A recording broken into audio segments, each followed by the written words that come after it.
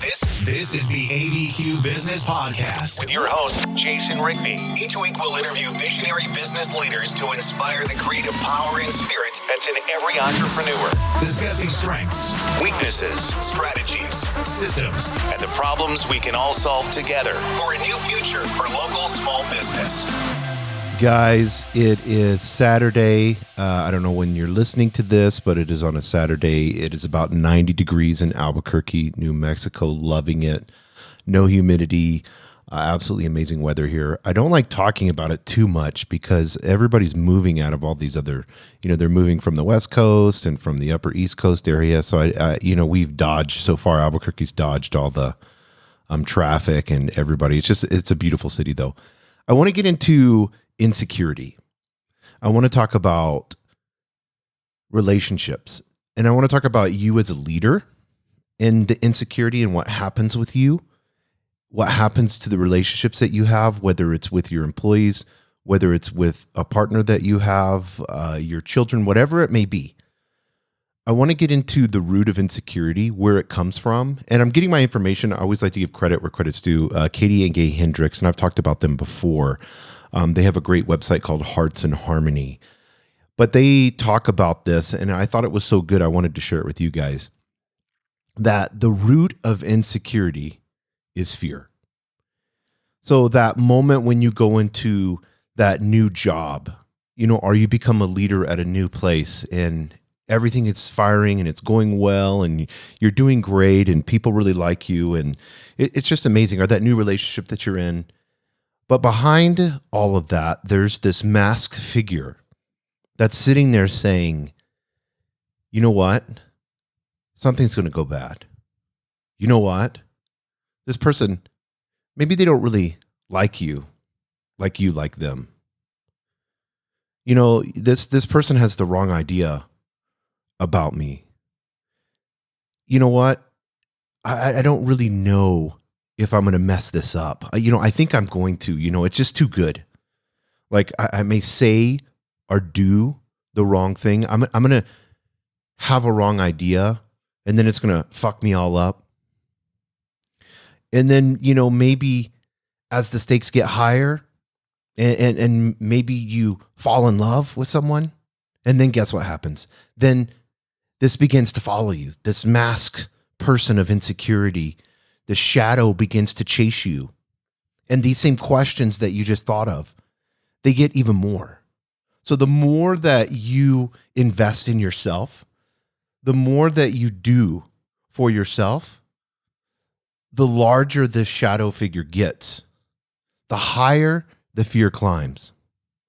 And so this can cause us to, what it basically causes us to do is look like Bitcoin right now on, if you look at their charts, not to geek out on cryptocurrency, but I like cryptocurrency, but it's up and down, up and down, up and down. And so this is what your life does. You get to a really high point, then that upper limit problem, that insecurity, that fear steps in, boom, it drives you back down. So then you have you have a breakup, you have, you lose your job, whatever it may be. And it doesn't have to be that dramatic.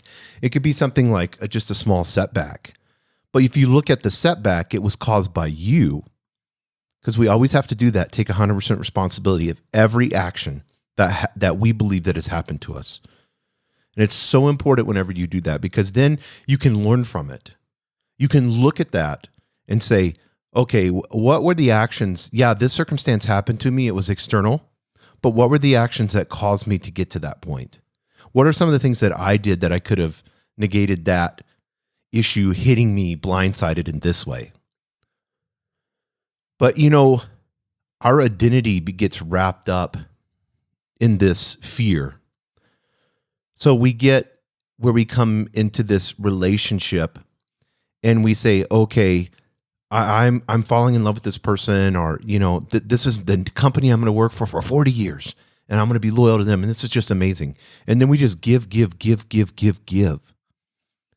And then in hopes we're giving this much so that we think that we can get some acceptance in return. But what's crazy is when we're in these relationships, whether they're at work or home, wherever, we think commitment, like, okay, we said our vows. It's going to be forever. I signed a non-disclosure agreement and I'm with this company and it's forever. And I'm part owner. But that doesn't magically cure your insecurity. You can have the most committed partner and that insecurity is still going to be there. That shadow is going to still be behind you. You can have the best work environment, amazing culture, and that insecurity is still going to say something's going to get fucked up. Something's wrong here. Something is telling you that any moment, this is all going to come tumbling down. But let me tell you something. On this insecurity, the root of it is fear, because we always want to get to the root of things. Not look at the outcomes, but look externally inside. So, okay, this is a fear. But what the fear is that you feeling like you're not good enough. And that you are not feeling good enough. So you're looking for this person, this employer, this company to fulfill that need that you can't fulfill for you. And no one can do that because no one knows you more than you know yourself. And I want to say this, everybody is insecure. There's different degrees of it, but it's fear. We can't get evolutionary psychology, running from cheetahs on the savannah. That's where we came from. So we have millions of years of evolution that's ingrained into our brains. So we're always going to have that fight or flight. The fear is going to be there. Now, how we deal with it, that's the question that we have to ask. Feeling insecure is not a bad thing. Fear lets you know that something is up. That if you didn't have fear, we would all be dead probably by the time we're 4 years old. Fear tells us like, oh, don't stick your finger in the light socket. Don't touch that hot stove. The pain is a reinforcement of that, but it's the fear. It's like, oh, I'm not going to do that again. But see, the problem is when the shadow envelops you and it takes over. When the fear takes over, then we start to act super irrational because then we get into the fight or flight stage. Then our emotions are going crazy. We got cortisol. There's all kinds of, your whole body changes. So how do you know if insecurity is ruining your workplace, if it's ruining your relationships? How do you know this? Well, it's the way that you're acting towards those people that are there. You're constantly looking at your spouse and thinking that they're not paying enough attention to you, and maybe they're paying attention to someone else. Here's the shadow figure coming out. You go to a party and you see the owner of the business, and he spent most of his time chatting and having a great time and laughing with someone else. And you feel, since you're the manager, that he should have spent time with you. And no matter, and I want you to get this, because this is what happens with this shadowy insecurity figure. No matter how many times your partner says, I love you, no matter how many times your employer says you're doing a great job, you never feel like it's enough. Get this. I want you guys to understand this. This is the most important thing. People are praising you. People are telling you you're doing an amazing job. And you still never feel like it's enough. And you're going to do things. You're going to buy things to try to cover this feeling up. And it's not going to work. You're going to get engaged, get married, buy a house. People even have kids. People have kids, bring another human into this world based off of insecurity. Because then that person, that child, I can raise them to love me, to feed all my insecurity. And then what do you create? Another insecure child, and it's just perpetual. And I've seen this happen over and over and over again. That nagging feeling that you have inside of yourself is you.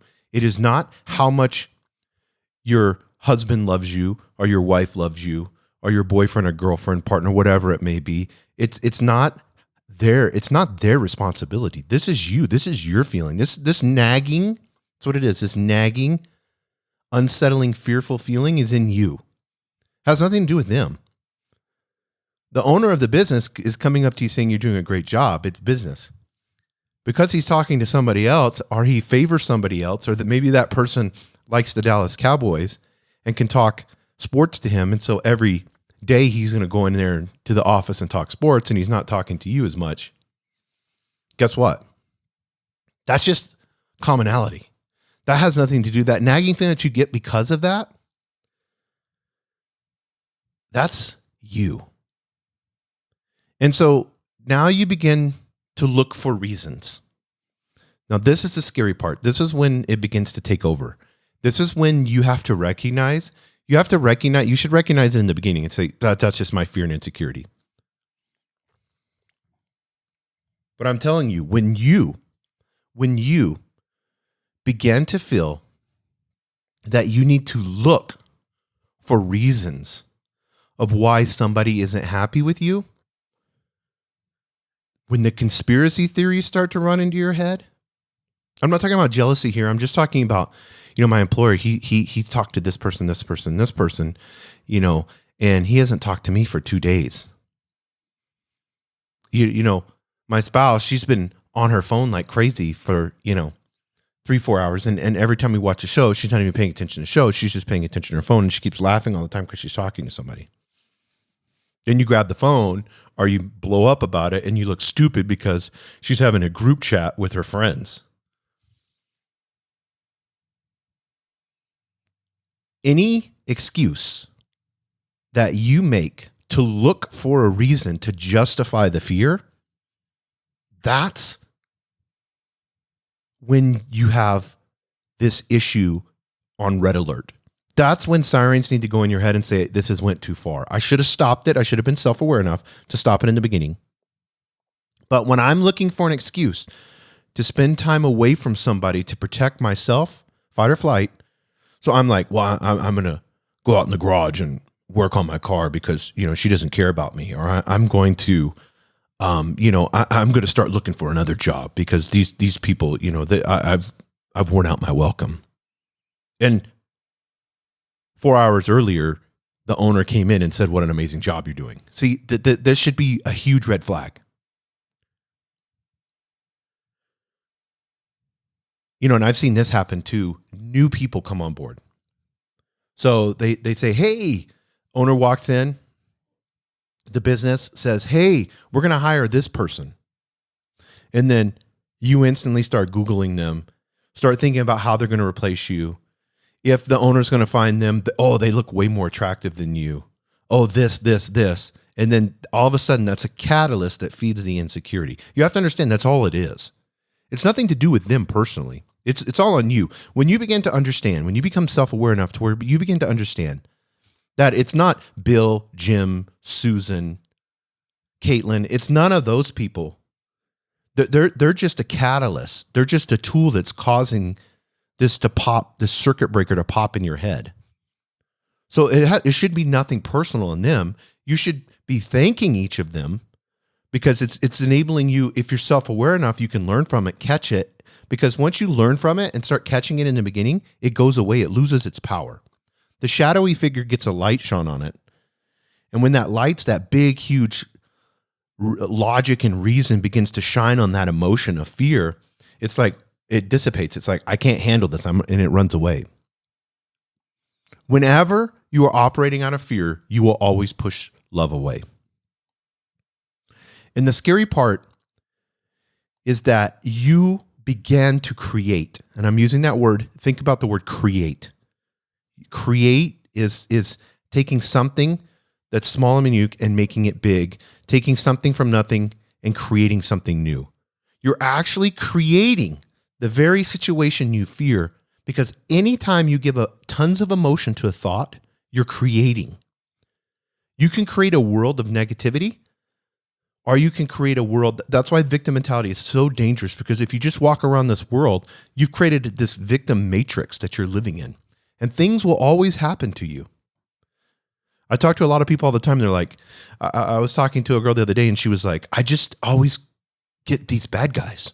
I've gone through like 5 relationships, and these guys they're just always bad, and they always cheat on me, and it's this. And I'm like, don't you understand? It has nothing to do with Jim or Bill or whoever his name is. This is all on you. 5 times this has happened. Shame on you. You're creating the very situation you fear. And you begin, as you act out on this, you begin to push away love. Excessive fear, and in this case, the suitcase is insecurity. You can't generate good, positive feelings that promote connection with someone else if that energy that you have inside of yourself is negative. When the boss comes in and says, good job, and he's giving you good energy, good energy. I'm not talking woo-woo stuff. This is actually scientific. It's positive. He's giving you good energy. And then you have this negative, I'm not good enough, insecurity. And then you match that. You just canceled out that positive energy. You can't have romance in a relationship if you're constantly thinking it's going to get fucked up, and that anything good happens, like you're on a great date, and then you begin to think of, well, this is just the beginning. This isn't going to last. This is how it is. The more you worry, fear, here we go. The more you worry that somebody's going to leave you or something's going to get fucked up, the more tension it creates. And you can feel tension. Can we not all agree that all of us can feel tension? So instead of that person feeling positive towards you, instead of that person feeling like you're all on board, that owner of that business that you're working for, he's not feeling like or she's not feeling like you're all on board. Why? Because you've created this tension. You've created that. So especially when it gets to relationships, then you've created all this tension. So then they feel like they're walking on eggshells. So they're not feeling loved. All they feel is that they are inadequate, they are oppressed, and they're being watched all the time. Inadequate, oppressed, and watched. That's what they're feeling based off of your insecurity. You've created this. And then you begin, nothing has come up to question anyone's allegiance towards you, but you've sent a message that I don't trust you. And because I don't trust you, I can't love you. And because I don't trust you and I can't love you, I'm going to have negative thoughts for you, even though there is no reason to do it. So what is a person going to do? Now, maybe somebody that has a victim mindset and they're in a relationship with you, they're going to try to appease you all the time. Then you've put them in a circus act. I want you guys to think about this. You've put them in a circus act where they have to jump through hoops, fiery hoops, to appease you or to demonstrate just how much they love you. They have to do this all the time. So you've set yourself up like a god, and they have to come to you and worship you. And then maybe you won't feel insecure. So you've created them running around doing all these actions for you. But guess what? You haven't dealt with the problem that's inside of you, and it has nothing to do with them. So whoever it is, it's never enough. How tired do those people get living a life having to serve your insecurity? And before long, you've created the worst nightmare, and it comes true. They fire you, they let you go. Your partner wants to leave you.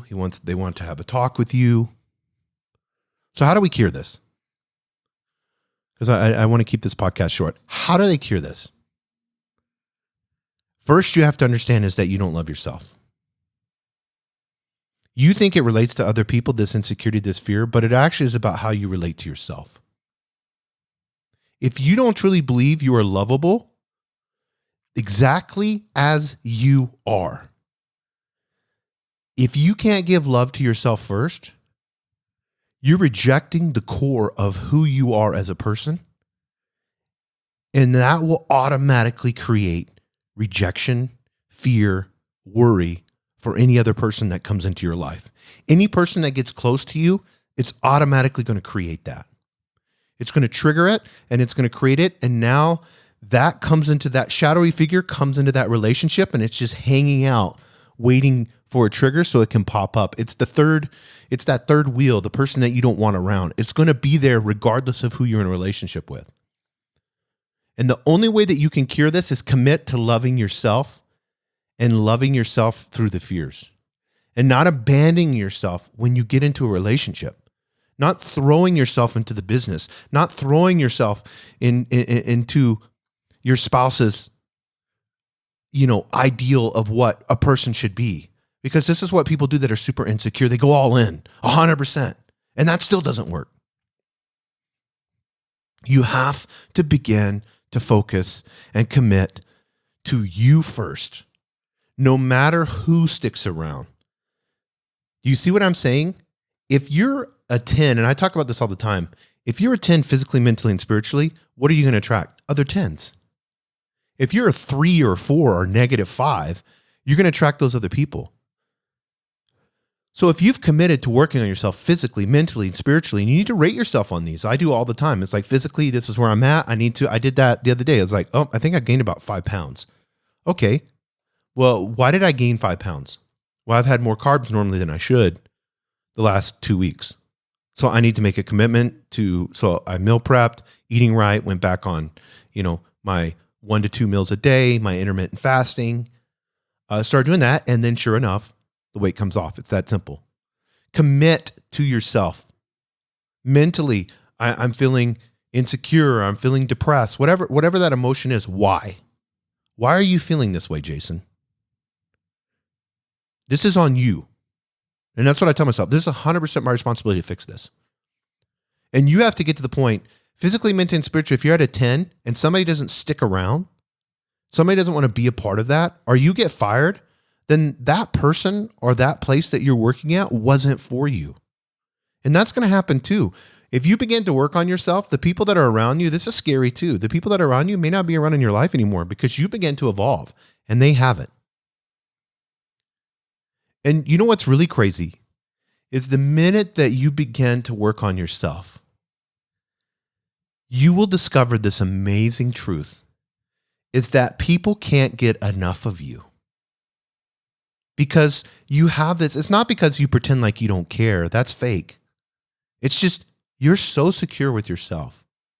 And yeah, you're going to have issues. You're going to have bad days. We all do that. We're human. But you're so secure in yourself. You're working on yourself. You don't have time to think of these insecure things and play these little games. And that's so refreshing. It's so refreshing to be with somebody where you feel free. It's so refreshing to see someone that could even be an example for you. Once you learn to love yourself, then loving becomes easy. Because, and I want you to get this, guys, listen, if you've tuned me out, because we can do that with podcasts, especially when there's one voice and there's not communication. Your energy is no longer wrapped up in trying to avoid being rejected or hurt, but it's wrapped up in serving and loving others in your work or your relationships. So fun begins to take place. When you're in fight or flight and insecure, there's no fun happening, or it's forced fun or fake fun. Your partner, your spouse, those people, your employees that work for you, they can be like a bonus in your life. Like they can become a part of it. They get to share in this excitement. You become a leader, an example to them. They're like, I want to be like him or her.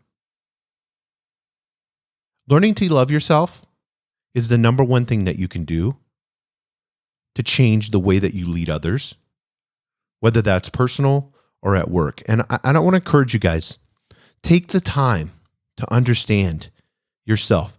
And I've said this many times in this podcast. This podcast is all about self-awareness. This is my journey. I'm having to learn these things too. And I fell in these things too. I may talk about them or teach them, but it helps me reinforce these things over and over and over again. Some of the things that I've been doing here lately is learning to love my feelings, learning to love my emotions, learning to love my body and who I am. Not working out because I want to look like that Instagram person, but working out because I want to be the best version of myself. Because I know if I'm healthy, then I can serve others better. I know if my feelings and emotions, if I have true intention on those, and I'm not bullshitting myself and I'm not bullshitting and faking others, then I'm going to give the right amount of energy when it's needed in any situation.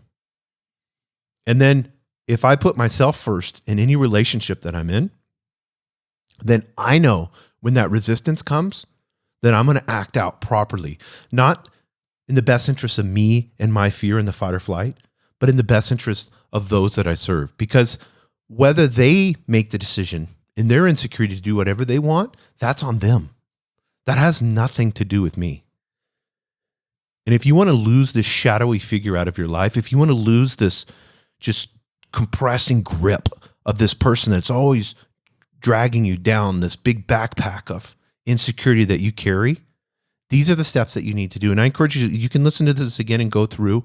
Best thing to do, and I do this on other podcasts that I listen to, and I did this when I listened to Katie and Gay Hendricks on this, is to take a notepad and pause and stop and listen and write things down. And then go through that notepad and then ask yourself these questions. That's how you create self-awareness. That is the best way that you're going to be for yourself as a leader. And it is the best way that you're going to be able to help, serve, and love others. Thank you for joining us on the Albuquerque Business Podcast. And thanks to our sponsor, RigbyDigital.com. Make sure to subscribe and share. And go to abqpodcast.com. Get show notes, resources, and links to everything we talked about today to help you navigate your journey as an entrepreneur and business owner.